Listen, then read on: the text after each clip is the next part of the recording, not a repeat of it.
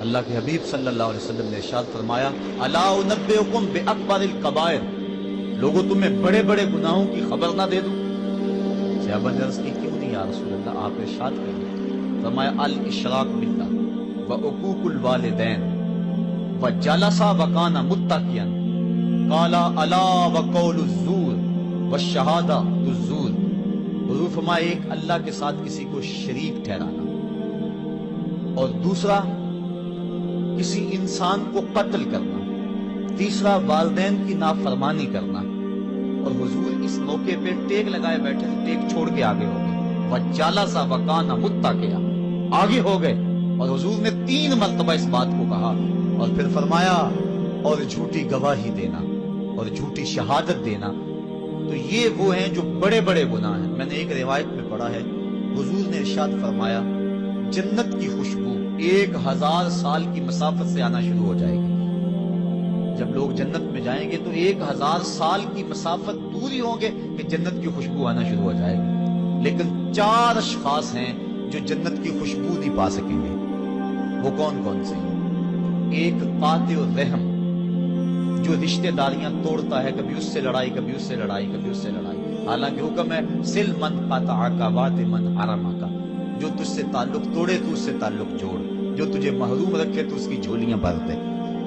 تو جو رشتہ داریوں کو توڑتا ہے، مقدس رشتوں کو پامال کرتا ہے، بلکہ والدین کے حوالے سے یہ بات بھی سن لیں، بعض اوقات والدہ اپنی بہن سے ناراض ہو جاتی ہے، باپ اپنے بھائیوں سے ناراض ہو جاتا ہے، تو اولاد کو کہتا ہے کہ نہ ملنا، اپنے جو ہے وہ چچا تائے سے نہ ملنا، ماں کہتی ہے اپنی خالہ سے نہ ملنا، تو اب کیا حکم ہے، ملیں کہ نہ ملیں؟ تو علماء نے اس پہ گفتگو فرمائی کہ قطع رحمی حرام ہے، اور ماں قطع رحمی کا حکم دے رہی ہے، کہتی ہے، اور بندہ سوچتا ہے، بچہ سوچتا ہے کہ میری خالہ تو میری ماں کے پیچھے، میرے چچا میرے تائے تو میرے باپ کے پیچھے، جب باپ نہیں ملتا تو میرے کیا لگتے، جب ماں نہیں ملتی تو خالہ اور ماموں میرے کیا لگتے۔ تو وہ ماں کے پیچھے اور باپ کے پیچھے لگ کر ان عظیم رشتوں کو چھوڑ دیتا ہے، جبکہ لا طاعت المخلوق فی معصیت الخالق، خالق کی معصیت میں مخلوق کی اطاعت نہیں ہوتی۔ تو جو یہ چیزیں ہیں قطع رحمی نہیں کی جائے گی۔ علماء نے یہاں طریقہ یہ بیان کیا ہے کہ والدین سے چوری ملے تاکہ ان کا بھی دل نہ دکھے، لیکن ان سے تعلق نہ توڑے، چونکہ قطع رحمی کے زمرے میں نہ آئے۔ تو 4 اشخاص ہیں قیامت کے دن جو جنت کی خوشبو بھی نہیں پائیں گے، ان میں سے قطع رحمی کرنے والا، دوسرا بوڑھا زانی، اور تیسرا تکبر کی وجہ سے ٹخنوں سے نیچے شلوار لٹکانے والا، اور چوتھا والدین کی نافرمانی کرنے والا۔ حضور فرمایا یہ 4 اشخاص ایسے ہیں کہ جو جنت کی خوشبو بھی نہیں پائیں گے۔ اور ایک اور 4 اشخاص کی کہانی سنو۔ حضور نے ارشاد فرمایا اے عمر، اگر مجھے لوگوں کے سست ہو جانے کا ڈر نہ ہو تو میں تمہیں یہ بات کہوں کہ اس خبر کو جا کے گلی بازاروں میں بتا دو، اور 4 اشخاص کی جنت کی گواہی دے دو کہ انہیں جنت میں جانے سے کوئی شے نہیں روک سکتی۔ عرض کی حضور کون کون؟ فرمایا ایک وہ عورت جس نے اپنی ساری محبتیں اپنے خامد پہ نچھاور کر دی، اور وہ اس حال میں مری کہ اس کا خامد اس پہ راضی تھا، جنت میں جانے سے اس کو کوئی شے نہیں روک سکتی۔ اور دوسرا وہ شخص جس کے بچے زیادہ ہیں، ذرائع آمدنی تھوڑے ہیں، لیکن اس نے اپنے بچوں کے پیٹ میں حرام کا لقمہ نہیں جانے دیا، محنت کرتا رہا، اوور ٹائم لگاتا رہا، مزدوری کرتا رہا، اور اپنے بیٹوں کے لیے رزق حلال کی تلاش میں رہا۔ وہ بوڑھی کمر پہ بوریاں اٹھا اٹھا کے کام کرتا تھا، اور اپنی کثیر اولاد کی پرورش کے لیے اس نے محنتیں بری کی اور ان کو حرام کا لقمہ نہیں کھلایا۔ فرمایا قیامت کے دن اس کو بھی جنت میں جانے سے کوئی شے رکاوٹ نہیں پیدا کر سکتی۔ اور تیسرا حضور نے فرمایا وہ شخص کہ جو اپنے والدین کے ساتھ حسن سلوک کرے اور اس کے والدین اس پہ خوش ہوں، اس پہ راضی ہو جائیں۔ اور چوتھا وہ شخص کہ جس نے ایسی سچی توبہ کی کہ گناہوں کی طرف پلٹنا اس کے لیے اتنا مشکل تھا، جس طرح جانور کے تھن سے نکلا ہوا دودھ واپس نہیں جا سکتا، وہ گناہوں کی دنیا میں دوبارہ نہیں جا سکتا۔ تو یہ فرمایا یہ 4 شخص ایسے ہیں، عمر اگر اس بات کا ڈر نہ ہو کہ لوگ سست پڑ جائیں گے تو ان 4 اشخاص کے بارے میں شہادت دے دو کہ یہ دنیا پہ چلتے پھرتے جنتی۔ تو ماں باپ کی خدمت کرنے والا، ماں باپ کو راضی رکھنے والا یقیناً اللہ کی نعمتوں کا حقدار ہے۔ وہ بدبخت ہیں بیٹے جو ماں باپ کو راضی نہیں رکھتے۔ اللہ کے حبیب صلی اللہ علیہ وسلم کی خدمت میں ایک شخص حاضر ہوا اور اس نے اذن جہاد طلب کیا، حضور میں جہاد پہ جانا چاہتا ہوں، مجھے اجازت مرحمت فرمائے۔ حضور نے فرمایا احیٌ والدا کا، کیا تیرے والدین زندہ ہیں؟ قال نعم، عرض کی ہاں حضور میرے والدین زندہ ہیں۔ قال ففیہما فجاہد، کہا جا ان کی خدمت کر، یہی تیرا جہاد ہے۔ ماں باپ کو بلکتا ہوا چھوڑ جائے اور آپ جہاد پہ چلا جائے، ماں فالج میں گری ہوئی ہے اور بیٹا تبلیغی گشت پہ چلا جائے، باپ تڑپ رہا ہے اور بیٹا پیر کی چوکھٹ پہ جھاڑو دیتا پھرے، اللہ راضی نہیں ہوگا۔ میں سچ کہتا ہوں، اپنے بھی خفا مجھ سے ہیں، بیگانے بھی ناخوش، کہ میں زہر حلال کو کبھی کہہ نہ سکا کند، بات وہی کہتا ہوں سمجھتا ہوں جسے حق، نئے ابلۂ مسجد ہوں، نئے تہذیب کا فرزند، محمد عربی صلی اللہ علیہ وسلم سے بڑا پیر کون ہو سکتا ہے؟ لیکن حضرت وہ ویسے کرنی نہیں آ رہے۔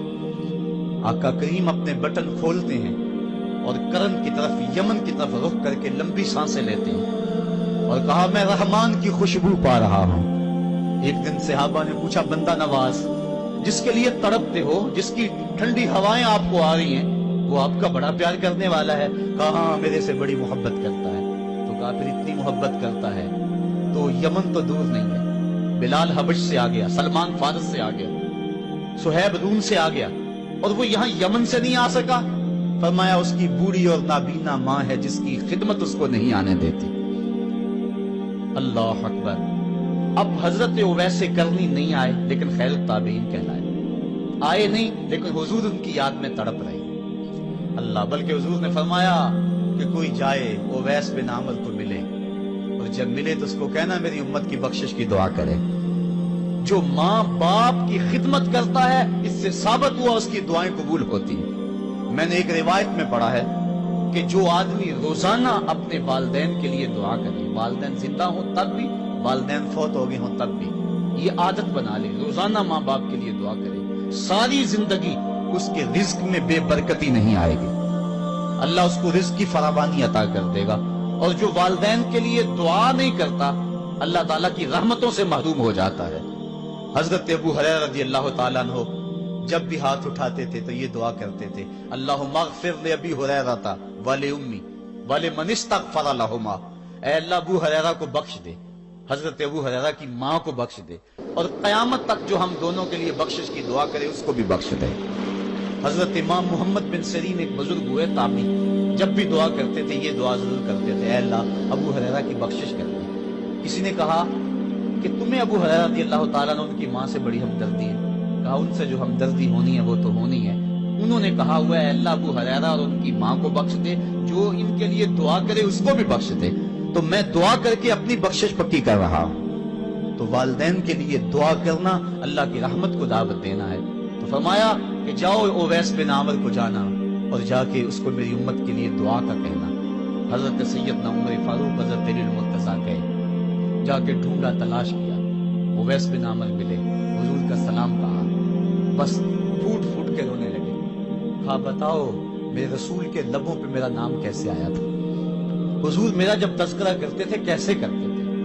یہ درد دیکھا تو بولے کہ کیا آپ اتنی محبت رکھتی ہیں تو پھر ملنے کیوں نہیں آئے حضور؟ اتنا جو پیار رکھتے ہیں تو زیارت کرنے کیوں نہیں آئے؟ تو حضرت اویس کرنی نے بات کے رخ کو بدلا، کہا تم نے میرے رسول کو دیکھا؟ تم نے میرے رسول کی زیارت کی ہے؟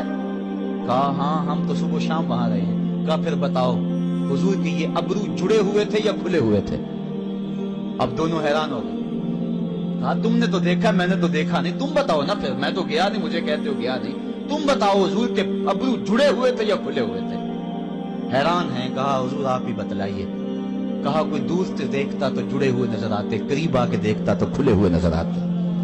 یہ وہ ہے جو ماں کی خدمت کرتا رہا اور حضور کے دربار میں حاضر نہیں ہو سکا، لیکن حاضری اس کی تھی، وہ جہاں بھی تھا وہ نبی کے قرب میں تھا۔ تو اس لیے ماں باپ کی خدمت اتنا بڑا وظیفہ ہے۔ حضرت بایزید بستامی کہتے ہیں میں نے حق معاف کروا لی اپنی ماں سے، ماں تیرے حق ادا کروں یا اللہ کے حق ادا کروں؟ تو مجھے اپنے حق معاف کر دے، میں اللہ سے اپنے حق معاف کروا لیتا ہوں، اپنے اللہ کو راضی کر دیتا ہوں۔ जंगलों में घूमते रहे। 12 साल बीत गए। एक दिन दोबारा आए, मुस्ताम की समझ से गुजरे, ख्याल आया चलो माँ को सलाम कर जाओ। तहज्जुद का वक्त था, रात का वक्त था। दरवाजे पे खड़े रह गए कि मेरी माँ सोई होगी, मैंने कभी कोई खिदमत नहीं की माँ की, आप उठा के तकलीफ क्यों दी। सारी रात खड़े रहे। जब तहज्जुद का माँ वक्त गुजरा तो नाली से पानी आया। समझ गए कि मेरी माँ तहज्जुद के लिए उठी है। दरवाजे के करीब हो गए। माँ ने हाथ उठाया, कहा अल्लाह, मेरा बेटा बा यजीद तेरी तलब में निकला हुआ है, मैंने उसे अपने हक माफ कर दिए, तू उसको अपना विसाल अता कर दे। हजरत बा यजीद दरवाजा खटखटाने लगे और माँ के कदमों में लिपट गए और रो के कहने लगे, जिस रब को मैं जंगलों में तलाश करता हूँ वो तो रब मेरी माँ के पास है। तो माँ की दुआओं में अल्लाह की रिजा है। माँ राजी हो जाए तो समझ लो खुदा राजी है। अल्लाह ताला जल्ला शाह ने इरशाद फरमाया, वक़दा रब्बुका अल्ला ताबुदू इल्ला इय्याहु, तेरे रब ने यह तय कर दिया है कि उसके अलावा किसी की पूजा नहीं करोगे। व बिल वालिदैन इहसाना, और वालिदैन के साथ उसने सुलूक से पेश आओगे। इम्मा यबलुगन्ना इंदकल किबरा अहदुहुमा औ किलाहुमा फला तकुल लहुमा उफ़्फ़िन वला तनहरहुमा, अगर तेरे पास दो या दोनों में से एक बढ़ापे को पहुंच जाए तो फिर उनके सामने तूने उफ भी नहीं कहना और ना उनको झिड़कना है और उनसे नरम लहजे में बात करनी है। जब माँ बाप जवान हो, बच्चों की जरूरियात पूरी कर रहे हैं, उनके तालीमी अखराजात और उनके मुआशी सारे मामलात दुरुस्त कर रहे हो, तो उस वक्त तो वालिदैन की बच्चे ताजीम करते ही हैं। इम्तिहान उस वक्त शुरू होता है जब माँ बाप बूढ़े हो जाते हैं और चलने फिरने की सख्त भी नहीं रहती, सिर्फ सांस की एक डोरी लटकी रहती है। और जिस तरह बच्चा अपने बदन से मक्खी भी नहीं उड़ा सकता था, अब ये हालत माँ बाप पर आ गई और बच्चे की तरह मिजाज चिड़चिड़ा हो गया। जमाने के हालात बदल गए, लेकिन माँ की पुरानी, बाप की वो पुरानी रवश है। वो उसी अंदाज में श्रीनगर में बात करता है, ये आजमाइश के दिन है, ये इम्तिहान के दिन है। अब देखना है वालिदैन की इस वक्त तालीम कौन करता है। फरमाया, इम्मा यबलुगन्ना इंदकल किबरा, अगर तेरे पास वो बढ़ापे को पहुंच जाए, दोनों पहुंच जाएं या तेरी खुशकिस्मती कि दोनों में से एक पहुंच जाए या दोनों पहुंच जाए, तो फिर उनकी तूने ताजीम करनी है। क्या, कैसे ताजीम करनी है? फला तकुल लहुमा उफ़्फ़िन, तूने उनको उफ भी नहीं कहना। हजरत इमाम फखरुद्दीन राजी के हवाले से मैं आज ही सुबह या गुज़श्ता शब उफ की तशरीहात देख रहा था। उन्होंने 12-13 अक़वाल बयान किए हैं, लेकिन 2 कौल फरमाते हैं। उफ ये है कि इंसान के बदन के ऊपर जो शफाफ रहता हो, साफ रहता हो, मट्टी पड़ जाए, रेत का ज़र्रा पड़ जाए तो उसको फूंक मार के उसको हटाता है, तो वो फूंक से जो आवाज पैदा होती है उसको अरबी में उफ कहते हैं। तो फिर उफ हर उस चीज के लिए मनकूल हो गया जो नापसंदीदा है। एक तो कौल ये है कि वालिदैन के सामने इस एहतियात से। दूसरी बात आप फरमाते हैं, उफ का मफहूम ये है कि जब माँ बाप बूढ़े हो जाएं तो बोलो बरास चारपाई पे निकल जाते हैं और इंसान उनको उठा के उनकी खिदमत करता है, सफाई करता है, कपड़े बदलता है। इंसान की तबीयत में जो फितरी नफासत है उसके तहत उसको माँ बाप से जो मकरूह और नापसंदीदा बू आती है उससे वो बचना चाहता है। वो नफरत माँ बाप से नहीं होती, वो नफरत उस बदबू से होती है जो माँ बाप के बदन से या चारपाई से या कपड़ों से उठ रही है। तो बंदा अपने जो है वो नाक पे कपड़ा रख लेता है उस बदबू से बचने के लिए। तो उफ के मफहूम को बयान करते हुए हजरत इमाम राजी कहते हैं कि इंसान को इस बात से भी रोका गया है कि तू अपने नाक पे कपड़ा रख के अगर उनको सफाई कर रहा होगा तो माँ बाप के नाजुक दिल पे कहीं ये बोझ ना आ जाए कि मेरा बेटा मुझसे नफरत कर रहा है। इसलिए वालिदैन की ताजीम का आलम यह है कि तू खुले नाक से उनकी खिदमत करे और वो बदबू सहता रहे और अपने नाक के ऊपर कपड़ा भी न रखे कि तेरे माँ और तेरे बाप के दिल के अंदर इतना खलाल और मलाल भी पैदा ना हो। ये है उफ का जुमरा। हजरत इमाम हसन रज़ी अल्लाह ताला अन्हु ने सारी जिंदगी अपनी वालिदा हजरत फातिमा ज़हरा के साथ बैठ के खाना नहीं खाया था। एक दिन हजरत सैयदा फातिमा ने फरमाया कि बेटा मेरा जी चाहता है कि मेरे साथ तुम बैठ के खाना खाओ, लेकिन तुमने कभी भी मेरे साथ बैठ के खाना नहीं खाया, क्या वजह है इसकी? तो हजरत इमाम हसन फरमाने लगे, अर्ज करने लगे, अम्मी मैं इस डर से आपके पास बैठ के खाना नहीं खाता کہ کہیں کسی لقمے کی طرف آپ کی نظر بڑھ جائے اور میں عدم آگہی کی وجہ سے اپنے ہاتھ کو اس لقمے کے پہ ڈال لوں اور نہ جان سکوں کہ اس لقمے کو اٹھانے کا ارادہ میری ماں کے دل میں پیدا ہو چکا ہے اور میں اللہ کی رحمتوں سے محروم ہو جاؤں، اس ڈر سے میں آپ کے ساتھ بیٹھ کے کھانا نہیں کھایا کرتا۔ یعنی ماں باپ کی تعظیم کا عالم یہ ہے، اف تک نہ کہو۔ حضرت سعید بن المسیب رضی اللہ تعالی عنہ جلیل القدر تابعی ہیں، وہ فرماتے ہیں کہ والدین کے سامنے بیٹے کی حالت کیا ہونی چاہیے۔ وہ فرماتے ہیں جس طرح بھاگا ہوا غلام پکڑا جائے اور اس کو پکڑ کے جو ہے وہ آقا کے سامنے پیش کر دیا جائے، تو اس بھاگے ہوئے غلام کو پکڑ کے جب آقا کے سامنے پیش کر دیا جائے تو جو حالت اس غلام کی ہوتی ہے، بیٹے کی حالت یہ ماں باپ کے سامنے ہونی چاہیے۔ اب ان بیٹوں کو سوچنا چاہیے جو اپنے ماں باپ کو دقیانوسی کا تانا دیتے ہیں اور سمجھتے ہیں یہ اولڈ فیشن ہے، انہیں کیا پتا زمانہ کہاں چلا گیا ہے، اور ان کے فیشنوں کو مسترد کرتے ہیں۔ علماء نے اس بات کو تفصیل کے ساتھ بیان کیا ہے کہ شریعت کے جو قطعی ضابطے ہیں، ان ضابطوں اور ان قوانین کو اور ان معاملات میں تو والدین کی فرما برداری نہیں ہوگی، اللہ کی اگر معصیت ہوتی ہو، لیکن جو معاملے شک والے ہیں وہاں ماں باپ کے قول کو ترجیح دی جائے۔ تو فرمایا ان کے سامنے اف بھی نہیں کہنی، وَقُلْ لَهُمَا قَوْلًا كَرِيمًا، اور ان سے نرم لہجے میں بات کرنی ہے۔ وَاخْفِضْ لَهُمَا جَنَاحَ الذُّلِّ مِنَ الرَّحْمَةِ، اور ان سے بات اور ان کے لیے اپنے بازو بچھا لینے ہیں نرم دلی کی وجہ سے، نرمی کی وجہ سے۔ جب جانور زمین کی طرف رخ کرتا ہے، اوپر سے نیچے کی طرف آتا ہے تو اپنے پروں کو سکیڑ لیتا ہے، تو اس کے لیے یہ لفظ بولے جاتے ہیں وَاخْفِضْ لَهُمَا جَنَاحَ۔ تو اللہ تعالیٰ فرمایا جس طرح وہ جانور عجز سے اپنے بازو سکیڑ لیتا ہے اور پھیلاتا نہیں ہے، والدین کے سامنے تیری اکڑ، تیرا عہدہ، تیرا منصب، تیری شانیں، تو بڑا اونچا ہے، لوگ تجھے سلوٹ کرتے ہیں، تیرے ہاتھ چومتے ہیں، تجھے سلام کرتے ہیں، اونچی کرسیوں پہ تو بیٹھتا ہے، لیکن وہ سب وہاں چھوڑ دے اور ماں کے قدموں میں عاجز بن کے بیٹھ جا، باپ کے قدموں میں عاجز بن کے بیٹھ جا، وہاں اپنی اس کسی چیز کا لحاظ رکھ۔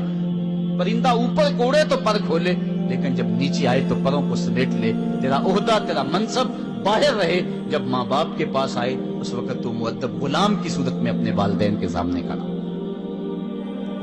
وَقُلْ رَبِّ ارْحَمْهُمَا كَمَا رَبَّيَانِي صَغِيرًا، اور اگلا حق یہ بیان فرمایا کہ اللہ کی بارگاہ میں عرض کر رہا ہے اللہ میری ماں پر بھی اور میرے باپ پر بھی رحم فرما دے، جس طرح میں چھوٹا تھا اور میرے اوپر انہوں نے رحم فرمایا۔ انسان ماں باپ کے حق دے نہیں سکتا، حضور نے ارشاد فرمایا کہ انسان ماں باپ کے حق نہیں ادا کر سکتا الا یہ کہ ان کو غلام پائے اور خرید کر آزاد کر دے، اس کے علاوہ کوئی صورت ایسی نہیں ہے۔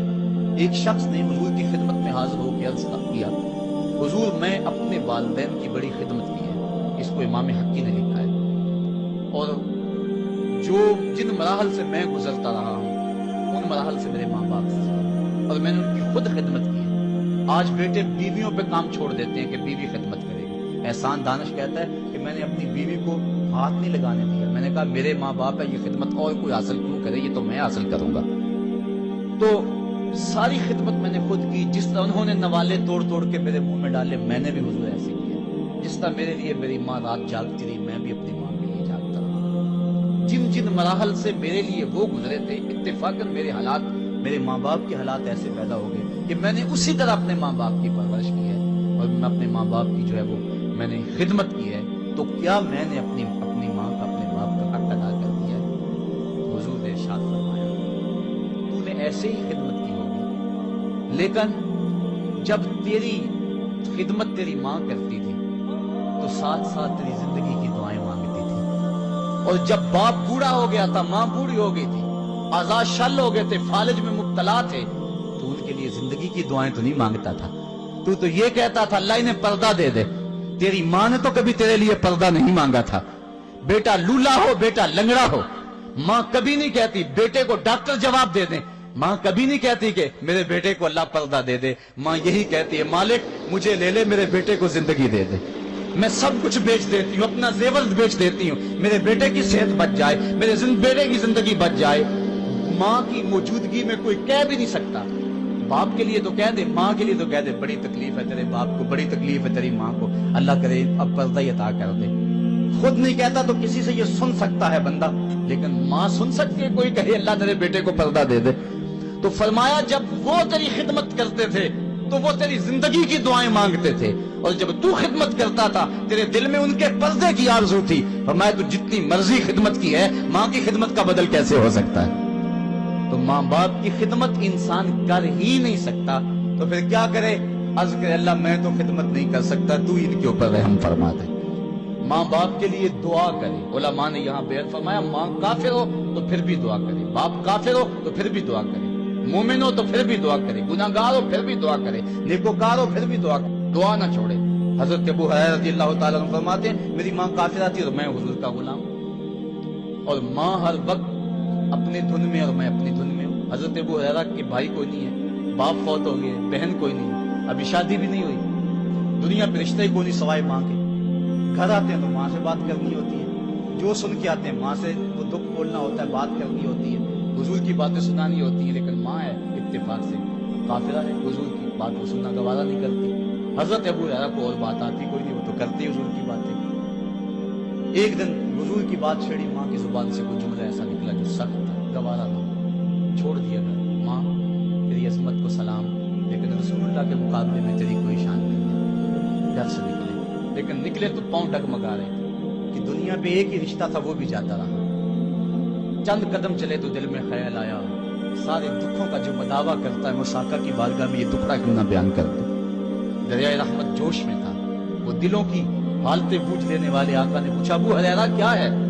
عرض کی حضور میری ماں کی ہدایت کے لیے دعا کر دو۔ یہ کہا اور پھوٹ پھوٹ کے رونے لگے۔ حضور نے فوراً ہاتھ اٹھا دیے اور مسلم کے لفظ ہیں اللہم اہد ام ابی ہریرہ، اے اللہ ابو ہریرہ کی ماں کو ہدایت عطا کر دے۔ بس یہ بات سنی حضرت ابو ہریرہ کا چہرہ کھل اٹھا، اپنے گھر کو دوڑ لگا دی۔ کوئی رستے میں ملا، کہا ابو ہریرہ اتنی تیز تو تم کبھی نہیں دوڑتے تھے، آج کیا ہوا؟ اتنی تیز تیز کیوں دوڑ رہے ہو؟ کہا آج ہی تو دیکھنا چاہتا ہوں کہ گھر پہلے میں پہنچتا ہوں یا میرے آقا کی دعا پہلے پہنچتی ہے۔ حضرت ابو ہریرہ فرماتے ہیں جب میں گھر پہنچا تو دروازہ بند تھا، میں نے دستک دی، اندر سے آواز آئی بیٹا ٹھہرو میں آتی ہوں۔ کہا اس لہجے کو جان گیا، اس میں محمد کی بولی بول رہی ہے۔ کہا تھوڑی دیر کے بعد میری ماں آئی، تازہ غسل کی وجہ سے اس کے بالوں سے پانی کے قطرے ٹپک رہے تھے، اور میری ماں زنجیر کھول رہی تھی، اس کے لبوں پہ شہادت کا کلمہ جاری تھا۔ تو والدین کے لیے مغفرت کی دعا کرتے رہیں، والدین کی بخشش کی دعا کرتے رہیں۔ والدین جب دنیا پہ ہوتے ہیں تو اللہ کی رحمت کا گھنا سایہ ہوتے ہیں، لیکن جب دنیا سے چلے جاتے ہیں ان کی قبر سے بھی فیض ملتا ہے اور سکون اور طمانینت ملتی ہے۔ والدین فوت ہو جائیں تو ان کے حق ختم نہیں ہو جاتے، بلکہ حدیث میں آتا ہے 4 حق ایسے ہیں والدین کے جو مرنے کے بعد بھی اولاد کے ذمہ باقی رہتے ہیں۔ الصلاۃ، ان کے اوپر نماز جنازہ پڑھی جائے۔ دوسرا حق الاستغفار لہم، ان کے لیے بخشش کی دعا کرتے رہی جائے، مسلسل دعا کی جائے بخشش کی ان کے لیے۔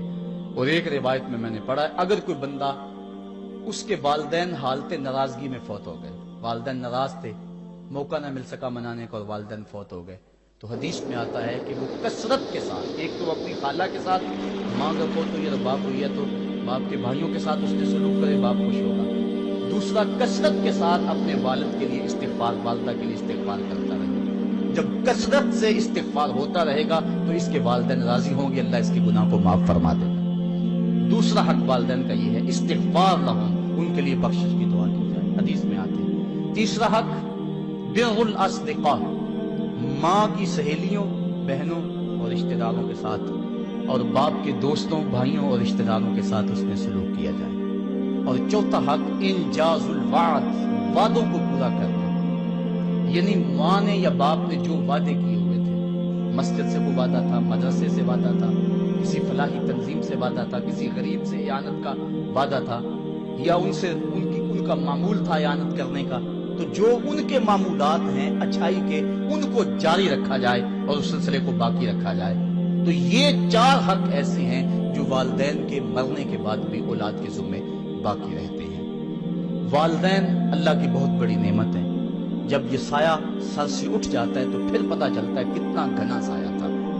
صاحبو، جن کے والدین زندہ ہیں وہ ان کی زندگی کو غنیمت سمجھے، اور جن کے والدین کا گنا سایہ ان کے سر سے اٹھ گیا ہے وہ ان کے لیے استغفار اور کثرت دعا سے ان کی رضا حاصل کرنے کی کوشش کریں۔ اللہ تعالیٰ نے والدین کی رضا میں ہی اپنی رضا کو چھپا کے رکھا ہوا ہے، اور یہ والدین اتنا بڑا سرمایہ ہے، میں آپ حیثیت کیا رکھتے ہیں؟ خود امام الانبیاء صلی اللہ علیہ وآلہ وسلم نے والدین کی آرزو کی ہے۔ حدیث میں آتا ہے، امام سیوطی نے اس کو الحابل الفتاوی میں لکھا ہے، امام حیثمی نے بھی اس کو کنز الاعمال میں لکھا ہے۔ ایک دن حضور نماز شاہ پڑھانے آئے، نماز شاہ پڑھانے کے لیے مصلی پہ کھڑے ہوئے، تا حد نظر صحابہ تھے، حضور کو دیکھ کر ادب سے کھڑے ہو گئے، بس آنکھیں چھلکنے لگیں۔ پھر حضور نے روتے روتے کہا، لو ادرکت والدی او احدہما، کاش آج میرے ماں باپ زندہ ہوتے یا ان میں سے کوئی ایک ہی زندہ ہوتا۔ انسان نے دکھوں کی زندگی گزاری ہو، بعد میں اللہ خوشحالیاں دے دے تو انسان آرزو کرتا ہے کہ کاش آج میرے ماں باپ زندہ ہوتے، میرے دکھوں بڑا دور دیکھا تھا، آج سر پہ عزتوں کی سجی ہوئی دستار بھی دیکھتے، میری غربت دیکھی تھی، دولت کی ریل پیل بھی دیکھتے، میرے گھر میں پریشانیاں دیکھی تھی، میرے گھر کے آنگن میں محبتوں کے کھلے ہوئے گلاب بھی دیکھتے۔ آرزو کرتا ہے، تمنا کرتا ہے۔ اللہ کے حبیب صلی اللہ علیہ وسلم کے والد اس وقت انتقال کر گئے تھے جب حضور شکم مادر میں تھے، والدہ اس وقت انتقال کر گئی جب عمر 6 سال تھی۔ ابوا کی ریت کے ٹیلے ہیں، مدینہ المنورہ سے واپسی ہے، حضرت آمنہ، حضرت ام ایمن اور حضور، 3 نفوس پہ مشتمل یہ قافلہ ہے، 2 اونٹ ہیں۔ حضرت آمنہ کو بخار ہو گیا، جان گئی کہ یہ میرا بخار جان لیوا ثابت ہوگا۔ ام ایمن کو بلایا، حضور کا ہاتھ پکڑ کے ان کے ہاتھ میں دیتے ہوئے کہا، ام ایمن، میرے اس بیٹے کو بحفاظت امیر قریش عبد المطلب تک پہنچا دینا۔ اور پھر اپنے بیٹے کو پاس بٹھایا، سر پہ ہاتھ رکھا، پیار کرنا چاہا اور کوئی باتیں کرنا چاہی، لیکن ضبط کے سارے پیمانے ٹوٹ گئے، آنکھوں سے آنسو نکلنے لگے۔ بیوہ ماں نے جب اپنے در یتیم کے سر پہ ہاتھ رکھا تو پھر عرب کی ریت کے ذرے بھی رونے لگے۔ سیدہ آمنہ نے روتے ہوئے چند جملے کہے جو ابن حشام نے محفوظ کیے، کہا، بیٹا، ہر نئی چیز نے پرانی ہو جانا ہے اور ہر باقی نے فنا ہو جانا ہے، میں بھی جا رہی ہوں بذکری باک، لیکن میرا ذکر نہیں مٹے گا، وولدت طہرا، اس لیے کہ تیرے جیسا پاکیزہ بیٹا چھوڑ کے جا رہی۔ جن ماؤں کے بیٹے اتنے اچھے ہوں ان ماؤں کا تذکرہ نہیں مٹا کرتا۔ یہ جملے کہے اس کے بعد حضرت آمنہ نے آنکھیں بند کر دی۔ حضور علیہ السلام اپنی ماں کے جسد پہ پھوٹ پھوٹ کے روئے، ریت کے ٹیلے میں ماں کی تدفین کی، اوپر مٹی انڈھیل دی، آنسوں کا چھڑکاؤ کیا۔ آج ہو بھی کیا سکتا تھا، مدینہ رسول میں حضور کی والدہ فوت ہوتی تو آقا کریم کے لیے، ماں کے لیے کتنے صحابہ جنازے میں آتے، کتنے لوگوں کا ہجوم ہوتا، جنت سے فرشتے بھی پھول لے کر آتے، لیکن آج نہ کوئی جنازے میں شامل ہے۔ وہ کیا کسی نے کہا، تجھے کن پھولوں سے ہم کفن دیں، تو جدا ہی ایسے موسموں میں ہوا جب درختوں کے ہاتھ پھولوں سے خالی تھے۔ حضور آنسوؤں کا چھڑکاؤ کیا اور ام ایمن کے ساتھ چمٹ کے بیٹھ گئے، اور حضرت ام ایمن نے جناب عبد المطلب تک پہنچایا، اور 8 سال کی عمر تھی کہ عبد المطلب رضی اللہ تعالیٰ عنہ کا بھی انتقال ہو گیا۔ ابن حشام نے لکھا ہے، جب امیر قریش کا جنازہ اٹھا تو پورا مکہ امڑ آیا، اور ایک بچہ تھا جس کی عمر 8 سال ہوگی، وہ کبھی اس دیوار سے لگ کے روتا تھا، کبھی اس دیوار کے ساتھ لگ کے روتا تھا۔ پھر شاب ابی طالب کی سختیاں بھی جھیلی، عام الحزن کا غم بھی کاٹا، طائف کے بازاروں میں پتھر بھی کھائے، پتے کھا کھا کے بھی گزر اوقات ہوا، مکے کے بازاروں میں اوجریاں بھی ڈالی جاتی رہی، کھدے ہوئے گڑھوں کا سامنا بھی کیا، بچھے ہوئے کانٹوں سے بھی گزرنا پڑا۔ لیکن آج وہ وقت ہے کہ اللہ نے حکم صادر کر دیا، پتھر مارنے والے سن لیں، کانٹے بچھانے والے سن لیں، راہ میں گڑھے کھودنے والے سن لیں، میرے نبی کی آواز سے اب تو آواز بھی اونچی نہ ہونے پائے۔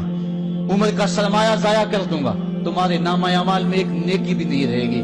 اگر نبی سے ملنا چاہتے ہو ڈائریکٹ نہ آ جاؤ، پہلے گھر جاؤ، پھر کوئی چیز لو، پھر بازار جاؤ، کوئی فقیر ڈھونڈو، اس کو صدقہ کرو، پھر میرے نبی کی چوکھٹ پہ آؤ، تمہیں پتا چلے کس چوکھٹ پہ آ رہے ہیں۔ ادب کے ضابطے سکھائے، خبردار نبی کے دروازے پہ اونچی آوازیں نہ لگانا، بلکہ نبی کی چوکھٹ پہ آ کے بیٹھ جاؤ، نبی اپنی مرضی سے آئے تو اپنے دل کی حاجت کہہ لو۔ قرآن اتر چکا ہے، ادب کی آیتیں نازل ہو چکی ہیں، آقا کریم گھر سے نکلے، صحابہ ادب سے کھڑے ہو گئے، हुजूर की नजर पीछे पलट के 6 साल की उम्र में अबवा की रेत के टीलों में गर्दिश करने लगी और फिर आका ने रोते रोते फरमाया, काश आज मेरी माँ जिंदा होती और मैं लोगों को नमाज शाब पढ़ा रहा होता और उसमें सूरा फातिहा की तिलावत कर रहा होता, फिर मेरी माँ को मेरे साथ कोई काम याद आ जाता। मेरी माँ दरवाजे की चिलमन को सरका के कहती, इब्नी मोहम्मद, मेरे बेटे मोहम्मद मेरी बात सुनो। फरमाया, लोगों मैं अपनी नमाज तोड़ के पहले माँ की बात को सुन लेता। ये माँ है जिसकी मोहब्बत को मुस्तफा करीम ने भी महसूस किया है। ऊंची मस्कंदों पे बैठने का वो मजा नहीं जो माँ के कदमों में बैठने का मजा है। और वो क्या कहा था खुर्शीद गिलानी ने, वो कहता है कि 5 स्टार होटलों में खाना खाने में वो लुत्फ कहाँ जो चूल्हे पे पास बैठ के माँ के हाथों से पकी हुई चपातियां खाने में मजा है। और आली जनाब हजरत साहब और आला और भारी और भरकम लफ्ज सुनने में और गार्ड ऑफ ऑनर का मुआयना करने में वो लज्जत कहाँ है जो माँ के ओए बबलू कहने के अंदर रखा गया है। माँ जब बोलती है तो उसके लहजे में जिब्रील बोलता है। माँ जब मुस्करा के देख लेती है तो लगता है जन्नत की सारी कलियां खिल उठी हैं। एक शख्स ने सीने हरम में अपनी माँ को अपने कंधों पे सवार करा के तवाफ करवाया और फिर हुजूर की खिदमत के पास में हाजिर हुआ। अर्ज की, हुजूर मैंने क्या अपनी माँ का हक अदा कर दिया है? कहा, तू तो उसकी एक मुस्कुराहट का बदल नहीं दे सका। माँ जब मुस्कुराती है तो उसके लहजे में इतनी मिठास होती है, मैं कहता हूँ सारी दुनिया के शहद निचोड़ दिए जाएं उतनी मोहब्बत पैदा नहीं होती जितनी मोहब्बत माँ के लहजे में है। जब वो बेटे को ओए बबलू ओए बिट्ठू कह के पुकारती है, ओए बेटा कह के पुकारती है, आवाज देती है, तो माँ के लहजे के अंदर वो रस घुल रहा होता है कि हूरें भी आफरीन आफरीन कर रही होती हैं। माँ के बेअदब हाथ जोड़ के माँ से माफी मांग लें, बाप के गुस्ताख हाथ जोड़ के बाप से माफी मांग ले, ये सरमाया जिंदगी में नहीं मिलेगा। अमूमन कदर नेमत ज़वाले नेमत के बाद होती है।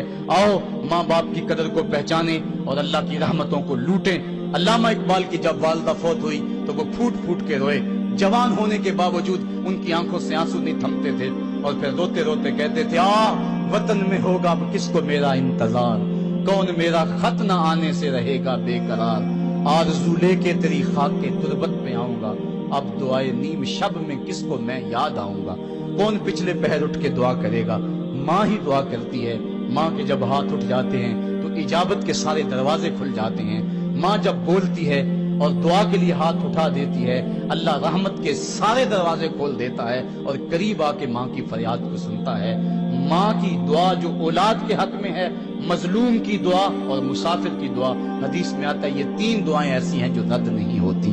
तो माँ की दुआएं लें, उनकी खिदमत करें और वालिदैन की रिजा चाहें। अल्लाह मुझे आपको तौफीक अमल नसीब फरमाए।